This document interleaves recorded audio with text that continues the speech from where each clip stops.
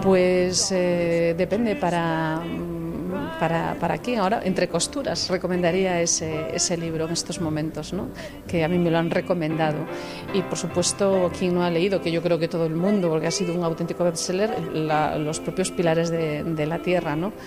Son libros interesantes para leer y que creo que además hay que animar a todo el mundo a que lea, porque muchas veces con el ritmo diario de trabajo imbuirte en una buena lectura te refresca y te anima y te lleva a otros mundos y a otras culturas que es muy necesario, ¿no? de escaparse en algún momento y meterse en el mundo de la cultura. Y por supuesto a Mario Vargas Llosa, que nos sentimos muy orgullosos con su nacionalidad española, que llega al Premio Nobel de Literatura, una persona que siempre ha defendido una de nuestras lenguas, la lengua castellana, y que además, hacía años que después de Camilo José Cela que no se recibía un premio a la lengua española encarnada en Mario Vargas Llosa, ¿no? Que es un escritor espectacular.